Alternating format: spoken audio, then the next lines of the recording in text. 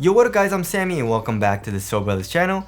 And this is my versus video between the Nike Kyrie 7 and the Nike Kyrie 8. So the Kyrie 7 retails for 130 bucks. The Kyrie 8, we don't know the actual retail price yet because it's not out in the US. But on StockX, it says it's 120 bucks, which is $10 cheaper than the Kyrie 7, which is very weird for Nike to do. They decreased the price by $10, even though the Kyrie 8 has better or newer tech with the zoom unit in the forefoot. Pretty interesting. Of course, that's not for sure yet, but that is really cool if they did that, right? Affiliate links are below if you guys do want to call it, but let's get started off with the tracciones. And the traction pattern is very, very different. We have a very chaotic traction pattern here for the Kyrie 7. It kind of looks like a bike tire or something to me. Maybe it's because this outsole is a black color. And then here in the Kyrie 8, we have a very weird traction pattern as well. We have like a 4-foot pod and stuff like that. But as far as the overall traction goes, so the Kyrie 7 is good right out the box. The Kyrie 8, you need to break in.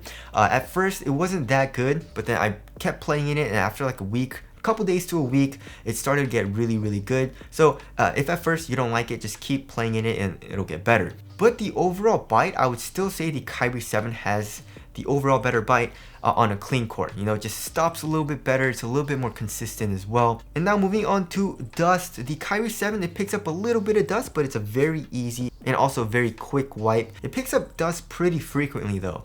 The Kyrie 8, I would say it doesn't pick up dust as fast, which of course is good. And also it's a very easy wipe as well. You just do a slight wipe and it's clean. And as far as durability goes for outdoor use, the Kyrie 7 was absolutely terrible. And then the Kyrie 8, I feel like it's going to be very, very bad as well. I mean, just feeling the Kyrie 8, it's a very soft rubber and the grooves are super thin. It like moves very, very easily when I try to move it with my fingernails. So yeah, the Kyrie 8, I feel like it's going to be bad. I didn't play with the Kyrie 8 on the outdoor court, so take that with a grain of salt. The Kyrie 7 I actually did, so definitely don't play with the Kyrie 7 on the outdoor court. So overall, I would say the Kyrie 7 has a better traction performance, although the Kyrie 8 is still really good. Alright, moving on to the heel to toe transition. So as far as the overall shape goes, it's extremely similar. So here in the forefoot, we have an extremely curved shape, which I really like in the Kyries. They just keep it super curvy, right? So you put a little bit of weight in both of the shoes in the tip of the toe, and it just rocks you forward. And same thing here in the heel. We have a fully exposed midsole, and we have a very curved shape as well. So it feels pretty damn smooth in the heel. But there is one difference, right? So here in the Kyrie 8, look at this. It's just super flexible here in the forefoot. Look at that. And just, I'm not putting a whole lot of force. Here in the Kyrie 7, it's really stiff, right? And I'm putting a lot of force. I mean, it bends just a tiny bit, but not that much. So the Kyrie 8 definitely feels a little bit smoother, or actually a lot smoother here in the forefoot. And that's definitely noticeable. You know, when I was running down the court, it just feels a little bit smoother, right? And personally for me, I like to have a more flexible sole. So I definitely do like the heel to toe transition better in the Kyrie 8. Although the Kyrie 7 is still pretty damn smooth and very, very nice just because of how curvy the shape is. Alright, moving on to the cushioning setup, and I definitely think that is an upgrade for the Kyrie 8. So as far as zoom units go, we have a zoom turbo unit here in the forefoot, and it's pretty damn nice. You know, there is a nice subtle little bounce. It has a lot of articulation, so there's not as much bounce as the Kyrie 8. The Kyrie 8, it's a zoom strobo unit in the forefoot, and your foot is pretty much right on top of that zoom unit. It's extremely bouncy. There's a lot of compression. And one thing that I had to get used to is that zoom unit in the forefoot for the Kyrie 8. For the first couple of days, you know, I feel like my foot was stabilizing on that zoom unit a little bit. So my arch was hurting a little bit. And kind of like my toes or like the ball of my foot where the tendons are, it was kind of hurting there. Just because, you know, I feel like if you've ever been on a Bosu ball and you try to like stabilize and like balance on it, it kind of hurts your knees or your ankle, right? And that's kind of what I felt in the Kyrie. Definitely not as bad as that, but it definitely was hurting after like a long session, like a couple of hours of playing. So that definitely does suck, but you get used to it, or at least I did. And also another difference is the court feel. The Kyrie 7 has really good court feel, but the Kyrie 8 just takes it to another level and it's really, really low to the ground. And I really like how that feels. And for the impact protection, I would say the Kyrie 8 is better in the forefoot. The heel, it's pretty much the same. I mean, both of the shoes, the Kyrie 7, it's a pretty stiff foam. There's just a tiny bit of compression. Same thing with the Kyrie 8. So as far as improvements go, the Kyrie 8 has better court feel, and also the Zoom strobe unit is bouncier and has more compression, and it's a lot easier to feel. Of course, if you don't like Zoom strobe units, I do know some people that don't like it, then obviously the Kyrie 7 is the better option. But other than that, I feel like the Kyrie 8 is overall the better cushioning setup. Alright, moving on to the materials. So as far as thickness goes, I would say they're about the same thickness. It's super thin materials, but the Kyrie 8 is just so much softer. It moves a lot easier. The Kyrie 7 I feel like is a little bit stiffer just because it's probably glued down, although it does conform to your foot very, very well, right? So the Kyrie 8 is just so soft. Look at that.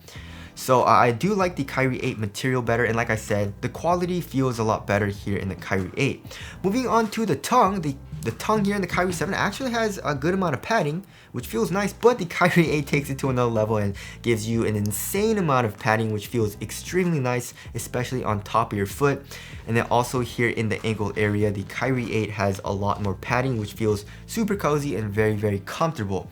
So I actually like the added padding in the Kyrie 8. So if you want something a little bit more minimal as far as the upper goes, the Kyrie 7 is the better option. But for me personally, the padding here in the ankle area and in the tongue, it doesn't make the overall shoe feel too bulky or anything. I actually feel like it just adds to the overall coziness and comfort to the shoe. But in my opinion, I do like the Kyrie 8 materials better. And also, of course, we have the nice leather materials as well, as opposed to like more mesh. You know, this cheap mesh in the Kyrie 7. Also, we have these two finger strap things here in the Kyrie 7. It's made of plastic, and for the Kyrie 8, it's made out of leather. Alright, moving on to the fit of the shoe. I went true to size for both of these shoes, and length was very, very good for me. My toes pretty much go right to the edge of both of the shoes. As far as width goes, I would say they're both slightly narrow, but here in the toe box, the Kyrie 7, it's extremely snug. I mean, like, I can barely even curl my toes up here in the Kyrie 7. The Kyrie 8, I can curl my toes up just a tiny bit, and there definitely is a little bit more toe space, and also this material does stretch out over time, so it's a little bit roomier than when I first got it. So if you want a Kyrie with a little bit more toe space, then get the Kyrie 8. And as you guys all know, the Kyrie 7 is super snug. For me personally, I like the overall fit of the Kyrie 7 better, especially here in the toe box, but the Kyrie 8 is still nice. It's still a nice snug fit, even after the material did stretch out. So like I said, the Kyrie 8 is still good for me, but I would prefer the Kyrie 7 fit in the toe box. Alright, moving on to the support and lockdown. Lateral containment was really, really good for me in both of the shoes. My foot is not coming out of the footbed at all. I mean, here in the Kyrie 7, we got this plastic clip as well as an internal TPU heel counter and the foam coming up. Here in the Kyrie 8, we have the leather material and foam coming up here in the forefoot, and an internal TPU heel counter as well as the foam coming up a little bit. So lateral containment was good in both of the shoes. I had no issues. As far as lateral stability goes, they're both very, very wide shoes. And yeah, they're pretty much the same exact width. So lateral stability also is very good in both of the shoes. Moving on to the ankle support, I would actually say the Kyrie 7 has better ankle support. I don't know why, because if you look at it, it's pretty much the same height, right? But maybe, yeah, as far as like the stiffness of the material here, it's pretty much the same, but maybe it's because there's more padding here, so it allows the material to move a little bit more in the Kyrie. I don't know what it was, but the Kyrie 7 has pretty good ankle support, especially when I was tying the shoe up pretty tight for the last few eyelets. The Kyrie 8, it wasn't that good. I mean, it restricts a little bit of ankle movement, but not as much as the Kyrie 7, so ankle support is better here in the Kyrie 7. Alright, moving on to the weight of the shoe. If I remember correctly, they're around the same weight, right? The Kyrie 8 is 12.28 ounces, and then the Kyrie 7 is 11.82. I guess the extra padding makes the Kyrie 8 a little bit heavier, but overall, I mean, they both feel pretty damn light, and you feel extremely quick and responsive when you're playing in both of the shoes. But one thing that I like about the Kyrie 8 better is that it's just a little bit smoother as far as the heel to toe transition goes when comparing it to the Kyrie 7. Of course, if you want the overall lighter shoe and also more minimal shoe as far as the padding goes, then get the Kyrie 7, but I just like the overall feeling of the Kyrie 8 a little bit better. Alright, moving on to the ventilation. So as far as airflow goes, there's a little bit more airflow through the material here in the Kyrie 8. The Kyrie 7, this mesh material is like glued down, so it doesn't allow for as much airflow, I don't think. So that feels a little bit better in the toe box for the Kyrie 8, but there is a lot more padding in the ankle area for the Kyrie 8, so it kind of like cancels itself out. So as far as the overall like ventilation goes, I would say the Kyrie 7 is a little bit cooler just because there's less foam. Alright, as far as the aesthetics go, ooh, I like the Kyrie 7 a lot. There's great colorways that have come out, like the ray gun, there's the cool like white, gold, and black colorway. There's the weatherman colorway as well. The Kyrie 8, I really like the overall silhouette, but we haven't really seen any dope colorways, or just in my opinion. So it's pretty hard for me right now. I feel like I would just tie it up for aesthetics. So tell us what you guys think looks better down in the comment section below. So wrapping things up, the Kyrie 8 Infinity. If it's $10 cheaper, I would say in my opinion, it is the overall better performer, right? So traction, the Kyrie 7 is a little bit better, but the Kyrie 8 is still really good. The cushion is definitely an improvement in my opinion. Materials are softer, it's more comfortable. I also like the extra padding here in the ankle area.